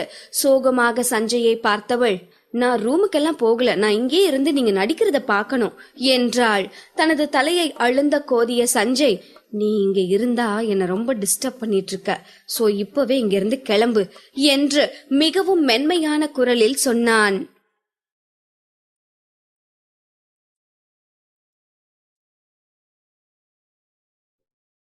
பாகம் 329. ஃபர்ஸ்ட் நீங்க இருந்து கிளம்பு, நீங்க இருந்தா என்னால ஒர்க் பண்ண முடியாது என்று சஞ்சய் சொல்லவும் தீக்ஷிக்கு அவன் என்ன சொல்கிறான் என்பதே புரியவில்லை. நான் என்ன டிஸ்டர்ப் பண்றேன், நான் பாட்டுக்கு ஒரு ஓரமா உட்கார்ந்து தானே ரசிச்சிட்டு இருக்கேன் என்று தீக்ஷி அப்பாவியாக முகத்தை வைத்துக் கொண்டு சொல்லவும் லேசாக புருவம் உயர்த்தி அவளை முறைத்தவன், அதுதான் என் பிரச்சனையே என்று அவளுக்கு கேட்காத மெல்லிய குரலில் சொல்லிக் கொண்டே தனது அசிஸ்டண்டை அழைத்தவன் அவனிடம் ஏதோ சொல்லிக் கொண்டிருந்தான். இங்கு தீக்ஷிக்கு சஞ்சய் என்ன சொல்கிறான் என்பதெல்லாம் அவள் காதில் விழவே இல்லை. சஞ்சய் தன்னை தொல்லை என்று சொல்லிவிட்டான் என்பதே தீக்ஷியின் மனதில் பெரிதாக உறுத்தி கொண்டிருந்தது. சிறிது நேரத்தில் சஞ்சயின் அசிஸ்டன்ட் அவளை சஞ்சயின் அறைக்கு அழைத்து வந்தான். அந்த அறைக்குள் நுழைந்தவள் ஏதோ பெரிய துக்கத்தில் இருப்பவள் போல் அங்கிருந்த சோஃபாவில் சோகமாக படுத்திருந்தாள். நான் என்ன தொல்லை பண்ணுனேன், இனி நான் உங்களை டிஸ்டர்ப் பண்ண மாட்டேன் என்று சொன்னவளுக்கு கண்களில் கூட கண்ணீர் தேங்கியது. சட்டென அந்த நேரம் காலிங் பெல் அடிக்கவும் சஞ்சயும் இன்னும் ஷூட்டிங்ல இருக்கான், வேற யார் பெல் அடிக்கிறது என்று யோசித்துக் கொண்டே தீக்ஷி கதவை திறக்க கையில் ஒரு சின்ன பேப்பர் பேக்கோடு நின்று கொண்டிருந்தான் சஞ்சயின் அசிஸ்டன்ட். தீக்ஷியை பார்த்து மென்மையாக புன்னகைத்தவன், மிஸ் தீக்ஷி, சஞ்சய் சார் உங்களுக்கு இந்த மூலிகை எல்லாம் வாங்கி கொடுக்க சொன்னாரு. உங்களுக்கு ஜலதோஷம் பிடிச்சிருக்குல, சோ இதை யூஸ் பண்ணி டீ வச்சு குடிச்சா சரி ஆகிரும்னு சொல்ல சொன்னாரு. நீங்களே டீ வச்சுப்பீங்களா, இல்ல நான் டீ ரெடி பண்ணி கொடுக்கவா என்று அவன் கேட்கவும் தீக்ஷியின் முகம் பிரகாசமானது. நானே வச்சுப்பேன் என்று சொல்லி அந்த பையை வாங்கி கொண்டு உள்ளே சென்றவள் கதவை சாத்திவிட்டு என்று குதிக்க ஆரம்பித்தாள். சட்டென மீண்டும் ஒரு தும்மல் வந்தபோதுதான் தனக்கு ஜலதோஷம் பிடித்திருப்பதே அவளுக்கு தெரிந்தது. மீண்டும் தனது கையில் இருந்த மூலிகையை பார்த்தவள், என்னோட ஹீரோ என் மேல எவ்வளவு அக்கறையா இருக்காரு, எனக்கு உடம்பு சரியில்லைன்னு தான் அவரு ஃபீல் பண்ணிருக்காரு, நான் தான் தப்பா நினைச்சிட்டேன். ஏ தீக்ஷி, நீ இருக்கியே, நீ ஒரு பைத்தியம் என்று தனது தலையிலேயே அடித்துக் கொண்டவள் டீ வைப்பதற்கான பாத்திரத்தை தேடினாள். அப்போதுதான் அந்த அறையை முழுமையாக பார்த்தவள், அடக்கடவுளே, இது என்னோட ரூமா இருந்துச்சுன்னா எல்லாம் ஒவ்வொரு இடத்துல செதறி கிடக்கும். ஆனா இவரு எவ்ளோ நீட்டா வச்சிருக்காரு. இந்த ரூம்ல ஒருத்தர் வாழ்றாருங்கிறதே தெரியாத அளவுக்கு இந்த ரூம் ரொம்பவே நீட்டா இருக்கு என்று தனக்கு தானே சொல்லிக் கொண்டவள் அந்த ரூம் முழுவதையும் சுற்றி பார்த்தாள். அந்த ரூமில் இருந்த ஒற்றை கபோர்டில் சஞ்சயின் துணிகள் அனைத்தும் அழகாக அடுக்கி வைக்கப்பட்டிருந்தது. மெத்தைக்கு அருகே இருந்த டேபிளில் ஒரு ஜக் நிறைய தண்ணீரும் ஒரு கண்ணாடி டம்ளரும் வைக்கப்பட்டிருந்தது. அதை தவிர அந்த ரூமில் பெரிதாக வேறு எதுவும் இல்லை. பயங்கர சுத்தக்காரன்தான் என்று சொல்லிக்கொண்டே தீக்ஷி அங்கிருந்த கெட்டிலில் தண்ணீரை சுட வைத்து அந்த மூலிகைகளை போட்டு டீ தயாரித்தாள். அங்கிருந்த ஒரே ஒரு கண்ணாடி டம்ளரில் அதை ஊற்றியவள், என்னோட ஹீரோ யூஸ் பண்ணின அதே டம்ளர் என்று சொல்லி ஏதோ சாக்லேட் சாப்பிடும் குழந்தை போல் குதித்தவள் கசப்பான அந்த மூலிகை டீயையும் ரசித்து ருசித்து குடித்தவள் அப்படியே தொப்பென்று அங்கிருந்த மெத்தையில் விழுந்தாள். அந்த மெத்தையில் மென்மையாக வெண்ணிலா சென்டின் மனம் வீசிக்கொண்டிருந்தது. மீண்டும் மீண்டும் அதை முகர்ந்து பார்த்தவள் ஏதோ சஞ்சயே வந்து அவளை கட்டிப்பிடித்தது போல குதூகலித்துக் கொண்டு அந்த மெத்தையில் அங்கும் எங்கும் உருண்டு கொண்டிருந்தாள். அப்படியே உருண்டவளுக்கு எப்போது தூங்கினோம், எப்படி தூங்கினோம் என்பதே தெரியவில்லை. சளி பிடித்திருந்ததற்கும் இந்த மூலிகை டீயை குடித்ததற்கும் சேர்த்து அப்படி ஒரு தூக்கம் தூங்கினாள். அவள் எழுந்து பார்த்தபோது வெளியே சூரியன் மறைந்து இருள் பூசியிருந்தது. ஐயோ தீக்ஷி, இவ்ளோ நேரம் தூங்கிட்டியா என்று தனக்குத்தானே சொல்லிக் கொண்டவள் கண்ணாடியில் தனது முகத்தை பார்த்தாள். தலையெல்லாம் கலைந்து போய் தூங்கி வழிந்து கொண்டு பார்ப்பதற்கே பைத்தியம் போல் இருந்தாள். இப்படி மட்டும் என்னோட ஹீரோ என்ன பார்த்தாருன்னா அவ்வளவுதான், இனி என் பக்கத்திலே வரமாட்டாரு என்று சொல்லிக் கொண்டவள் தனக்கு முன்னிருந்த கடிகாரத்தை பார்த்தாள். மணி இப்போதுதான் 6 ஆகியிருந்தது. சஞ்சய் எப்போது வருவான் என்று தீக்ஷி அவனது அசிஸ்டன்டிடம் விசாரித்த போது இரவு 8 மணி ஆகும் என்று சொல்லியிருந்தான். அதனால் இன்னும் 2 மணி நேரம் இருக்கிறது. சஞ்சய் வருவதற்குள் குளித்து தயாராகி விடலாம் என்று முடிவெடுத்தவள் தனது ஆடைகளை கழற்றி பெட்டில் போட்டுவிட்டு தன்னை ஒருமுறை கண்ணாடியில் பார்த்து, சும்மா சொல்லக்கூடாது தீக்ஷி, நீ செம்ம ஃபிகர் தான் என்று சொல்லி தனது கன்னத்தை கிள்ளி தனக்குத்தானே முத்தம் கொடுத்து கொண்டவள் குளிக்க சென்றாள். அதே நேரம் அங்கு ஷூட்டிங்கில் இருந்து சஞ்சயின் மனம் முழுவதும் தீக்ஷி என்ன செய்து கொண்டிருப்பாளோ என்பதை பற்றித்தான் யோசித்துக் கொண்டிருந்தது. லொடலொடன்னு பேசுறாளே தவிர ரொம்ப வெள்ளந்தியா இருக்கா. எப்படி டீ வைக்கணும்னாச்சும் அவளுக்கு தெரியுமோ தெரியாதோ. மணி 6 ஆகிடுச்சு, பசிச்சா என்ன பண்ணுவா என்று பலவற்றை யோசித்தவன் ஏன் இந்த நேரம் இவ்வளவு மெதுவாக செல்கிறது என்று நொந்து கொண்டிருந்தான். சரியாக அந்த நேரம் டைரக்டரிடம் வந்த ஸ்டேட் சூப்பர்வைசர், சார், அலீனா மேடம்க்கு உடம்பு சரியில்லையா, அதனால இப்போ ஷூட்டிங்க்கு வர முடியாதுன்னு அவங்க அசிஸ்டன்ட் கால் பண்ணி சொன்னாங்க என்று சொன்னதும் டைரக்டருக்கு அளவில்லாத கோபம் வந்தது. ஆனால் அவரால் என்ன செய்துவிட முடியும்? ஆனாலும் இந்த அலீனா ரொம்ப தான் பண்ணிட்டு இருக்கா. இங்க எல்லாரும் அவளுக்காக காத்துட்டு இருக்கோம். கூலா ரூம்ல போய் உட்காந்துட்டு வர முடியாதுன்னு அதுவும் அசிஸ்டண்ட விட்டு போன் பண்ண வச்சிருக்கா என்று சத்தமாகவே அவளை திட்டியவர் கோபமான குரலில் சுற்றி இருந்தவர்களை பார்த்து, இன்னும் எல்லாரும் ஏன் என் மூஞ்சிய பாத்துட்டு இருக்கீங்க, இன்னைக்கு ஷூட்டிங் அவ்வளவுதான், பேக்கப் என்று கத்திவிட்டு அங்கிருந்து சென்று விட்டார். ஆனால் இந்த முறை அலீனா சஞ்சய்க்கு நல்லதுதான் செய்திருக்கிறாள். என்னதான் சஞ்சய் தனது முகத்தில் மகிழ்ச்சியை காட்டிக்கொள்ளவில்லை என்றாலும் ஷூட்டிங் நின்றதில் மனதிற்குள்ளாகவே மகிழ்ந்து கொண்டவன் வேகமாக தனது ஆடைகளை மாற்றிவிட்டு தனது அறைக்கு வந்தான். சஞ்சய் அறைக்கு வந்து பார்த்தபோது அறையில் யாரும் இல்லாததை பார்த்து அதிர்ந்தவன், இந்த பொண்ணு எங்க போயிருப்பா என்று யோசித்த நேரம் பாத்ரூமிற்குள்ளிருந்து, hey baby, I think I want to marry you என்று கழுதை கத்துவது போல் ஒரு குரல் கேட்டது. அதை கேட்டதும் சஞ்சய்க்கு சத்தமாக சிரிப்பு வந்தது. ஆனால் கஷ்டப்பட்டு தனது சிரிப்பை கட்டுப்படுத்தி கொண்டவன் பாத்ரூமிற்கு அருகில் நின்று அந்த காட்டேரி சத்தத்தை கேட்க ஆரம்பித்தான். உண்மையில் பெண்கள் பாடினால் கேட்பதற்கு இனிமையாக இருக்கும் என்றுதான் சஞ்சய் இதுநாள் வரை நினைத்து கொண்டிருந்தான். ஆனால் தன் வாழ்நாளில் முதல் முறையாக இப்படி ஒரு குரலில், அதுவும் டியூனையும் தப்பாக பாடி அந்த பாட்டையே கொலை செய்து கொண்டிருக்கும் பெண்ணை இப்போதுதான் முதலாக பார்க்கிறான்.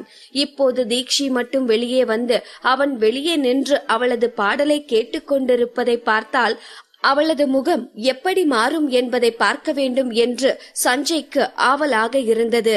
அதற்காகவே கொஞ்சம் கூட சத்தம் எழுப்பாமல் அந்த கதவை ஒட்டி நின்று அந்த பாட்டை கேட்க ஆரம்பித்தான். Who cares baby, I think I wanna marry you, marry you, marry you என்று தீக்ஷி ஹை பிச்சில் கத்திக் கொண்டிருக்க, இப்போது ஏனோ சஞ்சய்க்கு அவள் பாடுவது கத்துவது எல்லாம் ஒரு இனிமையான ராகம் போல் கேட்க ஆரம்பித்தது. தீக்ஷி எப்போதும் குளிக்கும் போது பாடும் பழக்கம் கொண்டவள் இல்லை. ஆனால் இன்று அவளது ஹீரோ குளிக்கும் பாத்ரூமில் குளிக்கிறோம் என்ற சந்தோஷமே அவளை இப்படியெல்லாம் லூசுத்தனமாக செய்ய வைத்தது.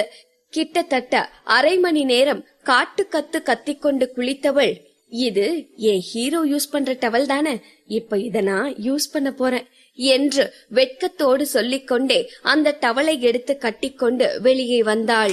வெளியே வந்தவளின் கண்கள் அங்கு சிரித்த முகத்தோடு நின்றிருந்த சஞ்சயை பார்த்ததும் ஆச்சரியத்தில் விரிந்தது. சஞ்சயும் அப்படித்தான், அப்படியே திகைத்து போய் நின்றான். வெளியே வந்ததும் தீக்ஷி முகத்தில் தெரியும் அதிர்ச்சியை பார்த்து ரசிக்க வேண்டும் என்று எதிர்பார்த்தவன், குளித்து முடித்து அவள் இப்படி அரை நிர்வாணமாக வந்து நிற்பாள் என்று எதிர்பார்க்கவில்லை. ஒரு நொடி என்ன செய்வது என்று தெரியாமல் இருவரும் ஒருவரை மாற்றி ஒருவர் பார்த்து கொண்டிருக்க, சட்டென தனது நிலையை உணர்ந்த தீக்ஷி என்ற சத்தத்தோடு தனது கைகளை கொண்டு தோள்களை மூடினாள். தீக்ஷியின் ரியாக்ஷனை பார்த்ததும் தான் சஞ்சய் இதுவரை தனது பார்வை சென்ற இடத்தை உணர்ந்து தனது பார்வையை திருப்பினான். தீக்ஷி கட்டியிருந்த துண்டு மிகவும் சிறியதாக இருந்ததால் அது அவளின் முக்கிய பாகங்களை மட்டுமே மறைத்திருந்தது. அதுவும் அவளது வெள்ளை நிற தோள்களையும் அதற்கு கீழே யார் தன்னை பார்க்கிறார்கள் என்று லேசாக எட்டி பார்த்து கொண்டிருக்கும் மார்புகளையும் மறைக்க மறந்திருந்தது. அதேபோல் அவளது நீண்ட அழகிய கால்களுக்கும் அந்த துண்டிற்குள் இடம் கிடைக்கவில்லை. சரியாக அந்த நேரம், சஞ்சய் சார், நான் டின்னர் வாங்கிட்டு வந்துடுறேன் என்று சொல்லிக்கொண்டே அந்த அறை கதவை திறந்தான் சஞ்சயின் அசிஸ்டன்ட். அவ்வளவுதான்.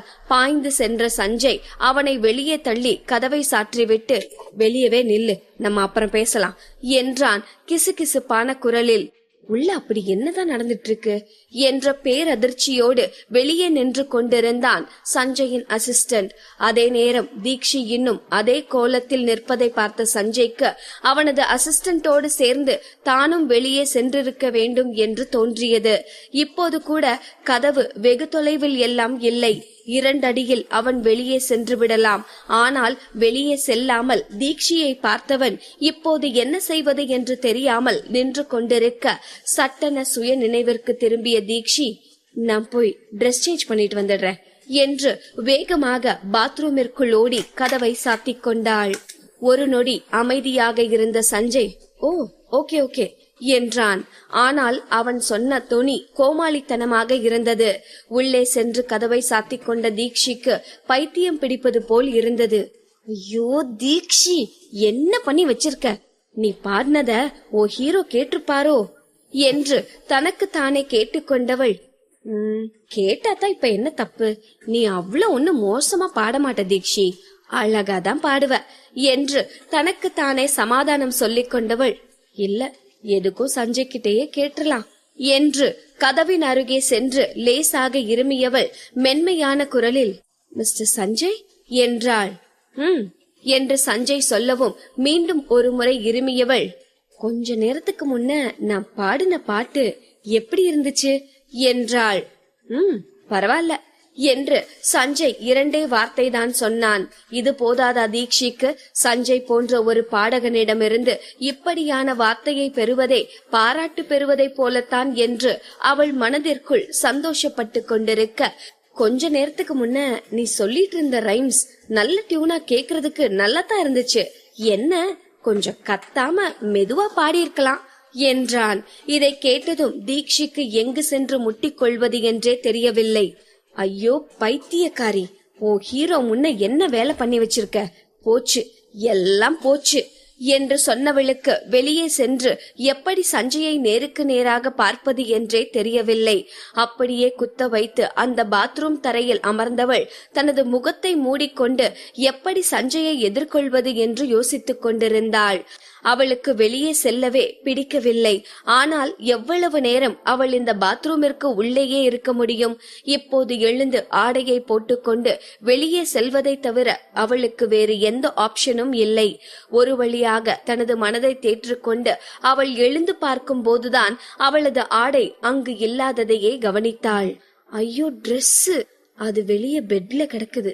போச்சு, இன்னைக்கு என் மானம் மொத்தமும் போச்சு என்று முனகிக் கொண்டே தனது முகத்தை மறைத்து கொண்டவள் நீண்ட நேரமாக பாத்ரூமிற்குள்ளேயே இருந்துவிட்டு இறுதியில் வேறு வழி தெரியாமல் கதவருகே சென்றவள், மிஸ்டர் சஞ்சய், என்னோட ட்ரெஸ் எடுத்து தரீங்களா என்று மிகவும் மெல்லிய குரலில் கேட்டாள். ஒரு நொடி மீண்டும் திகைத்து போன சஞ்சய், அது உன்னோட ட்ரெஸ் எங்க இருக்கு என்றான். உங்க பெட் மேல என்று தீக்ஷியிடமிருந்து பதில் வந்தது. 2 அடி முன்னே சென்று தனது பெட்டை பார்த்தவனுக்கு மீண்டும் அதிர்ச்சி. என்ன இது, என்னோட பெட்டுக்கு மட்டும் புயல் வந்துச்சா என்ன? பெட்ஷீட் எல்லாம் இப்படி கலைஞ்சு கிடக்குது என்று தனக்குத்தானே கேட்டுக்கொண்டவன் அங்கிருந்த தீக்ஷியின் ஆடையை எடுத்தான். சட்டென ஏதோ ஒரு சிறிய ஆடை அவனது கையில் இருந்து நழுவி கீழே விழுந்தது. சிவப்பு வண்ணத்தில் சிறு பிள்ளை போடும் ஆடை போல் முழுவதும் பொம்மை போட்டிருந்த அந்த ஆடை என்னவென்றே முதலில் சஞ்சய்க்கு பிடிபடவில்லை.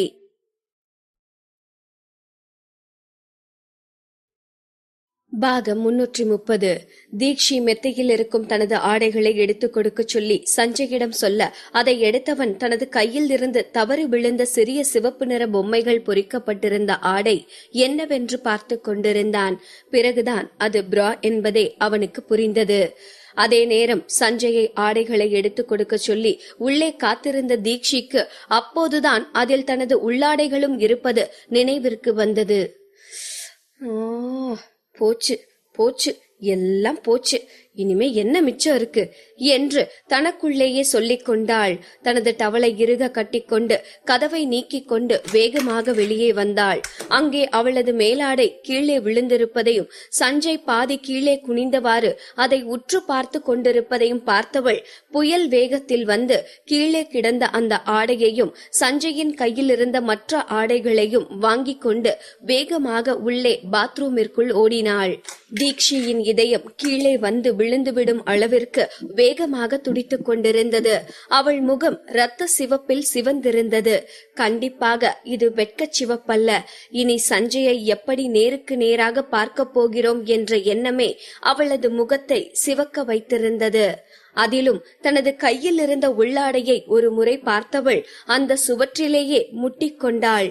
ஏற்கனவே தீக்ஷியின் தாய் நிறைய நாட்கள் அவளிடம் சொல்லி இருக்கிறார், தீக்ஷி, நீ என்ன சின்ன குழந்தையா? உன் வயசுல இருக்க பொண்ணுங்கெல்லாம் எப்படி செக்ஸியா ட்ரெஸ் போட்டுட்டு இருக்காங்க. நீ என்னடானா இது மாதிரி பொம்மை போட்ட இன்னஸ் எல்லாம் போட்டுட்டு இருக்க. இது மாதிரி போட்டேனா அப்புறம் சரியான நேரத்துல உன்னோட பாய் ஃப்ரெண்ட் இந்த பொண்ண வேணான்னு உன்னை விட்டுட்டு ஓட போறான் பாரேன் என்று அவளை கேலி பேசி இருக்கிறார். தீக்ஷியின் வீட்டில் அனைவருமே மிகவும் நட்பாக பழகுபவர்கள் என்பதால் அவளது அம்மா அவளிடம் ஒரு அம்மாவாக இல்லாமல் ஒரு தோழி போல்தான் பழகினார். இப்போது தனது அம்மா சொல்லியது ஞாபகத்திற்கு வரவும், என்னோட ஹீரோ இத பார்த்துட்டு என்னை பத்தி என்ன நினைச்சிருப்பாரு? நான் ரொம்ப சீப்பான ஆளுன்னு நினைச்சிருப்பாரோ? நான் அதுக்கெல்லாம் செட் ஆக மாட்டேன்னு நினைச்சிருப்பாரோ என்று யோசித்தவள் மீண்டும் கதவருகே வந்து, யூஸ்வலா நான் கருப்பு கலர் தான் போடுவேன் என்றாள். அந்த வார்த்தைகள் அவள் வாயிலிருந்து வந்த பிறகு அதை எதற்கு சொன்னோம் என்றே தெரியாமல் மீண்டும் சுவற்றில் தனது தலையை முட்டிக்கொண்டாள். அது அங்கு இருந்ததை நான் எதுவுமே பார்க்கல என்று சஞ்சய் சொன்ன பதில் அவளுக்கு கொஞ்சம் ஆறுதல் அளிப்பதாக இருந்தது. ஆனால் அவள் முழுதாக நிம்மதி பெருமூச்சு விடுவதற்குள்ளாக, பட் அந்த ரெட் கலர் பொம்மை போட்ட ஐட்டமும் நல்லாத்தான் இருக்கும், கியூட்டா பாப்பா மாதிரி என்றான். அவ்வளவுதான். தீக்ஷி மொத்தமாக முடிந்து விட்டாள்.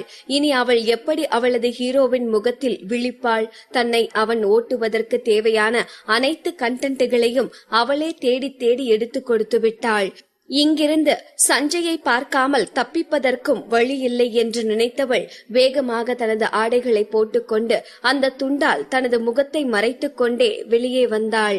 சஞ்சய் இந்த படத்தின் ஹீரோவாக மாறியதால் முன்பை விட அவன் இப்போது அனைவராலும் மரியாதையாகவே நடத்தப்பட்டான். முன்பு அரவிந்த் இருந்த அறைதான் இப்போது சஞ்சய்க்கு கொடுக்கப்பட்டிருந்தது.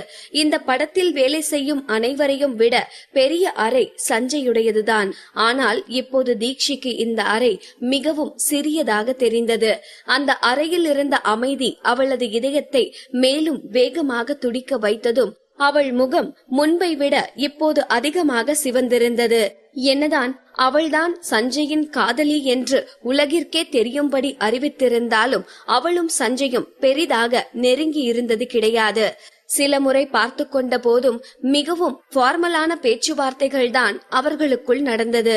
அதனால் இப்போது நடந்தவற்றையெல்லாம் நினைத்து சஞ்சயின் முன்னால் போக கூச்சப்பட்ட தீக்ஷி, அப்புறம் வேற எந்த விஷயமும் இல்லனா நான் கிளம்புறேன் என்று சஞ்சயை பார்க்காமலேயே வேறு புறமாக பார்த்து கொண்டு சொன்ன தீக்ஷி அந்த அறையை விட்டு வெளியே செல்ல போக, இன்னும் ஒரு முக்கியமான விஷயம் இருக்கு என்று தீக்ஷியின் கையை பிடித்து உள்ளே அழைத்து சென்றான் சஞ்சய். அவ்வளவுதான். ஒரு நொடிக்கும் குறைவான நேரத்தில் தீக்ஷியின் மூளை கற்பனை குதிரையை தட்டி கிளப்பி விட்டிருந்தது. இப்போ என்னோட ஹீரோ என்ன செய்ய ட்ரை பண்ணிட்டு இருக்கான்? ஒருவேளை என்ன அப்படி பார்த்ததுல மயங்கி போயிட்டானா? இப்போ என் கூட ஏதாவது செய்ய நினைக்கிறானா? ஆனா நான் அதுக்கு இப்போ ரெடி இல்லையே. பட் ஓகே என்று ஏதேதோ நினைத்து தீக்ஷி கற்பனை உலகில் சிறகு விரித்து பறந்து கொண்டிருக்க, சார் இப்ப நான் உள்ள வரலாமா என்று சொல்லிக்கொண்டே கையில் ஒரு பார்சலோடு உள்ளே நுழைந்தான் சஞ்சயின் அசிஸ்டன்ட். அவனை பார்த்ததும் தீக்ஷியின் கண்கள் குழப்பத்தில் முடிச்சிட்டது. இவன் எதுக்கு இப்போ சிவ பூஜையில கரடி நுழைஞ்ச மாதிரி உள்ள வரான் என்று அவள் யோசித்துக் கொண்டே சஞ்சயை பார்க்க தனது அசிஸ்டன்ட் கையில் இருந்த பார்சலை வாங்கிய சஞ்சய், இப்ப நம்ம டின்னர் சாப்பிட போறோம் என்று சொல்லிக் கொண்டே தீக்ஷியை சோஃபாவிற்கு அழைத்து சென்றான். டின்னர் என்று சொன்னதுமே தீக்ஷியின் முகம் சப்பென்று ஆனது. என்னது டின்னரா? அப்போ நீங்க இவ்ளோ நேரம் டின்னர் சாப்பிடுறதான் முக்கியமான வேலைன்னு சொல்லிட்டு இருந்தீங்களா என்று தீக்ஷி சத்தமாகவே கேட்டுவிட்டாள். உண்மையிலேயே இப்போது தீக்ஷி என்ன கேட்கிறாள், என்ன அர்த்தத்தில் கேட்கிறாள் என்பது புரியாமல் அவளை பார்த்த சஞ்சய், ஆமா ஏன் சாப்பிடுறது முக்கியமான வேலை இல்லையா என்று அப்பாவி போல் கேட்டான். இப்போது உணவு பரிமாறுவதற்காக சஞ்சய் தனது முழுக்கை டி-ஷர்ட்டை முட்டிக்கு மேல் வரை தூக்கிவிட திரண்டு உருண்டிருந்த அவனது முறுக்கேறிய கைகளை பார்த்த தீக்ஷி ஒரு பெருமூச்சு விட்டு மிகவும் சிரமப்பட்டு தனது பார்வையை வேறு பக்கமாக திருப்பிக் கொண்டாள். தீக்ஷி, என்னாச்சு? உன்னை உட்காருன்னு சொன்னாதான் உட்காருவியா என்று கேட்டவன் தானே எழுந்து தீக்ஷியின் தோளை பிடித்து அவளை சோஃபாவில் அமர வைத்து அவளது கையில் தட்டை கொடுத்து உணவை பரிமாறினான். சாரி தீக்ஷி, உனக்கு என்ன பிடிக்கும், நீ என்ன சாப்பிடுவேன்னு நான் கேட்கவே இல்ல. உனக்கு என்ன பிடிக்கும் என்றான். எனக்கு உன்னை பிடிக்கும், அதெல்லாம் சொல்லிட்டா இருக்க முடியும் என்று தனது மனதிற்குள் நினைத்தவள், எனக்கு எல்லாமே பிடிக்கும் சஞ்சய், நான் எது கொடுத்தாலும் சாப்பிடுவேன் என்று சொல்லி தனது தட்டை பார்த்தாள். அதில் இருந்த சப்பாத்தியை பார்த்தவள், இந்த சப்பாத்தி என்னோட ஹீரோ கையால எனக்கு பரிமாறின சப்பாத்தி, இதை எப்படி நான் சாப்பிட முடியும்? இந்த சப்பாத்தியை எடுத்து ஒரு நினைவு சின்னமாவே வச்சுக்கலாமே. ஆனா அப்படி எல்லாம் பண்ணுனா என்னோட ஹீரோ என்ன பைத்தியம் நினைச்சிருவான் என்று தனக்குத்தானே சொல்லிக் கொண்டவள் வேக வேகமாக அந்த சப்பாத்தியை சாப்பிட ஆரம்பித்தாள். அவள் சாப்பிடும் வேகத்தை பார்த்த சஞ்சய் சாப்பிடுவதை நிறுத்திவிட்டு அவளையே ரசித்து பார்த்து கொண்டிருந்தான். அது ஏனோ தெரியவில்லை, கொஞ்சம் கொஞ்சமாக அவனுக்கே தெரியாமல் தீக்ஷி அவனது மனதிற்குள் நுழைந்து கொண்டிருந்தாள். தனது தட்டில் இருந்த உணவையும் எடுத்து தீக்ஷியின் தட்டில் வைத்தவன், உனக்கு அவ்வளவு பசியா தீக்ஷி என்றான் மிகவும் பாசமான குரலில். இப்போதுதான் ஏதோ சாப்பாடையே பார்த்திடாதவள் போல் இவ்வளவு நேரமாக அவள் வெறி கொண்டு சாப்பிட்டுக் கொண்டிருந்தது அவளது நினைவிற்கு வந்தது. போச்சு, இன்னைக்கு பண்ணுறது எல்லாம் பத்தாதுன்னு இப்ப நான் ஒரு சோத்து மூட்டைன்னு வேற நினைச்சிருப்பாரு என்று நினைத்த தீக்ஷி ஈ என்று சிரித்துக் கொண்டே சஞ்சயை நிமிர்ந்து பார்த்தவள் அதற்கு பின் மிகவும் நிதானமாக சாப்பிட ஆரம்பித்தாள். ஒரு வழியாக இருவரும் சாப்பிட்டு முடித்ததும் வேகமாக எழுந்து கையை கழுவியவள், ஓகே நான் இப்ப கிளம்புற டைம் வந்துருச்சுன்னு நினைக்கிறேன் என்றாள். ஒரு நொடி கடிகாரத்தை பார்த்த சஞ்சய்க்கு இப்போது நேரம் மிகவும் வேகமாக ஓடுவது போல் தோன்றியது. ஓகே, நான் கொண்டு வந்து உன்னோட வீட்ல டிராப் பண்றேன் என்று சொன்ன சஞ்சய் தீக்ஷியோடு சேர்ந்து நடக்க ஆரம்பித்தான். என்னது, நீங்க ஏன் கூட வரீங்களா? இல்ல சஞ்சய், அதெல்லாம் எதுவும் தேவையில்லை என்று தீக்ஷி சொல்லிக் கொண்டிருக்கும் போதே அவளை இடைமறித்த சஞ்சய், டைம் பாத்தியா தீக்ஷி? இந்த நேரத்துல இப்படி ஒரு புது ஊர்ல ஒரு பொண்ண தனியா போன்னு அனுப்பி வச்சுட்டு இங்க நான் ஹாப்பியா உட்கார்ந்திருக்க முடியாது என்றான் சற்று கோபமான குரலில். அதற்கு மேல் தீக்ஷி எதுவும் பேசவில்லை. வெளியே அடித்துக் கொண்டிருந்த குளிர் காற்று தீக்ஷியின் உடலை லேசாக நடுங்க வைத்தது. சஞ்சய் முன்னால் செல்ல இப்போது பின்னால் சென்று கொண்டிருந்த தீக்ஷிக்கு ஒரு கர்வம் பிறக்க ஆரம்பித்தது. ஐயோ, இப்ப நடக்கிற எல்லாம் பார்த்தா என்னமோ சஞ்சய் தான் என்னோட பேர் மாதிரி தெரியுது என்று சொல்லிக் கொண்டவள் அவன் பின்னாலேயே நடந்தாள். சரியாக அதே நேரம், சஞ்சய் சார், சஞ்சய் சார் என்று ஒரு குரல் கேட்டதும் சட்டென திரும்பி பார்த்தாள். ஒரு 25 வயது மதிக்கத்தக்க ஒரு இளம்பெண் அவர்களை நோக்கி ஓடி வந்து கொண்டிருந்தாள். அவளது கண்களில் தெரிந்த ஆர்வத்தை பார்த்த சஞ்சய் மென்மையாக புன்னகைத்து, ஆமா, நான் சஞ்சய் தான் என்றான். அந்த பெண்ணிற்கு உண்மையில் தனது லக்கை இன்று நம்ப முடியவில்லை.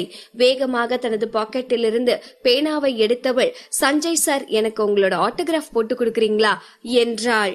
கொஞ்சம் கூட யோசிக்காமல் வெகு இயல்பாக, அதனால என்ன, போட்டு தரேன் என்றான். அந்த பெண் தனக்கு இருந்த ஆர்வத்தில் தான் கையில் வைத்திருந்த பேனாவை கீழே போட்டுவிட அவள் அதை குனிந்து எடுப்பதற்கு முன்னதாக சஞ்சயே குனிந்து அந்த பேனாவை எடுத்து கொடுத்தான். இதை பார்த்த தீக்ஷிக்கு அவன் தனது ரசிகர்களிடம் எவ்வளவு அன்பாக நடந்து கொள்கிறான் என்பது புரிந்தது. ஆனால் அதே நேரம் அதுவரை சஞ்சய் தன் மீது மட்டும்தான் இவ்வளவு அக்கறையாக நடந்து கொள்கிறான் என்று நினைத்து ரெக்கையில்லாமல் பறந்து கொண்டிருந்த தீக்ஷிக்கு ஒரே நொடியில் யாரோ அவள் மீது பக்கெட்டாக குளிர்ந்த நீரை ஊற்றியது போல் இருந்தது. இந்த சஞ்சய் ஏன் எல்லார்கிட்டையும் இவ்வளவு நல்லா நடந்துக்கிறான்? அவன் ஏன் கிட்ட மட்டும்தான் நல்லா நடந்துக்கணும் என்று தீக்ஷி பொறாமையில் புழுகிக் கொண்டிருக்க, சஞ்சய் மிகவும் கூலாக அவனது ஃபேன் கேர்ளிற்கு அவள் கொடுத்த நோட்டில் ஆட்டோகிராஃப் போட்டு கொடுத்தான். இப்போதுதான் அவன் அருகில் நின்று கொண்டிருந்த தீக்ஷி அந்த பெண்ணின் கண்களுக்கு தெரிந்தால் போலும். சஞ்சய் சார், இவங்க யாரு, உங்க அசிஸ்டண்டா என்றால் தீக்ஷியை சுட்டி காட்டி. ஒரு மெல்லிய புன்னகையோடு தீக்ஷியை பார்த்தவன் அவளது தோளில் கை போட்டு, இது என்னோட கேர்ள் ஃபிரெண்ட் என்றான். அவ்வளவுதான். ஏற்கனவே குதித்துக் கொண்டிருந்த தீக்ஷிக்கு இப்போது மேக பஞ்சுகளில் அமர்ந்து ஒய்யாரமாக சவாரி செய்வது போல் இருந்தது. சிறிது தூரம் நடந்து வந்த பிறகு கூட தீக்ஷி தான் இன்னும் ஆகாயத்தில் பறந்து கொண்டிருப்பது போல்தான் உணர்ந்தாள். சற்று நேரத்திற்கு முன்னால் என்ன சொன்னான்? தன்னை அவனுடைய கேர்ள் ஃபிரெண்ட் என்றான் என்று நினைக்கும் போதெல்லாம் சிறு குழந்தை போல சஞ்சயின் முகத்தை திரும்பி பார்த்துக் கொள்வாள். சஞ்சய் சொன்னது உண்மை கிடையாது. ஒரு ஊரை நம்ப வைக்க சொல்லப்படும் மிக அழகான பொய் என்பது தீக்ஷிக்கு நன்றாக தெரியும். இருந்தாலும் வாழ்நாள் முழுவதும் சஞ்சயின் காதலியாக இருக்கும் வாய்ப்பு கிடைக்காதா என்று அவளது உள்ளம் ஏங்கியது. ஒரே ஒரு நாள் மட்டும் சஞ்சயின் காதலியாக வாழ்ந்துவிட்டு அப்படியே இறக்கச் சொன்னால் கூட மிகவும் சந்தோஷமாக இறந்து போவாள். சஞ்சயின் ஃபேன் கேர்ளாக இருந்தவள் எப்போது இந்த நிலைக்கு வந்தாள் என்று அவளுக்கே புரியவில்லை. மீண்டும் தனது தோள் மேல் இருந்த கையை பார்த்தாள். முன்பு சஞ்சய் தனது ஃபேன் முன்னால் தங்களை காதலர்கள் என்று காட்டிக் கொள்வதற்காக அவள் தோள் மீது கை போட்டான். ஆனால் இப்போதும் ஏன் அவள் தோள் மீது கை போட்டிருக்கிறான் என்று தெரியாமல் தீக்ஷி பார்த்து கொண்டிருக்க, சரியாக அதே நேரம் தீக்ஷியின் தோளிலிருந்து தனது கையை எடுத்தான் சஞ்சய். இதுவரை சஞ்சயின் பிடியில் இருந்துவிட்டு இப்போது அவன் அவள் மீது இருந்து கையை எடுத்ததும் அவளது உள்ளம் குமுற ஆரம்பித்தது. அவளால் இந்த எண்ணம் தரும் வேதனையை தாங்கிக் கொள்ள முடியவில்லை. இப்போது சஞ்சய் அவளை கேவலமாக நினைத்தாலும் சரி, இதே இடத்தில் அவள் கன்னத்தில் அறைந்தாலும் சரி, ஐ லவ் யூ சஞ்சய் என்று சொல்லி அவனை இறுக கட்டிப்பிடித்துக் கொள்ள வேண்டும் என்று தீக்ஷிக்கு தோன்றியது. அவள் இதை பற்றி யோசித்து யோசித்து குழம்பிக் கொண்டிருக்க, தீக்ஷி, நாம வந்துட்டோம் என்று சஞ்சயின் குரல் அவளை சுய நினைவிற்கு கொண்டு வந்தது. திரும்பி பார்த்தாள். அவள் தங்கியிருந்த ஹோட்டல் வந்திருந்தது. தனது ஹோட்டலை சுட்டி காட்டி மிக இயல்பாக, சஞ்சய், என்னோட ரூமுக்கு வரீங்களா என்றாள். சொல்லி முடித்ததும் தனது நாக்கை தானே கடித்து கொண்டவள், என்ன கேள்வி கேக்குற? இந்த நேரத்துல ரூமுக்கு கூப்பிட்டா அவர் உன்னை பத்தி என்ன நினைப்பாரு என்று தன்னைத்தானே கடிந்து கொண்டாள். தீக்ஷியை அதற்கு மேலும் யோசிக்க விடாமல், இல்ல தீக்ஷி, நான் நெக்ஸ்ட் டைம் வரேன், இப்ப ரொம்ப லேட் ஆகிருச்சு என்று மிகவும் இயல்பான குரலில் சொல்லி முடித்தான்.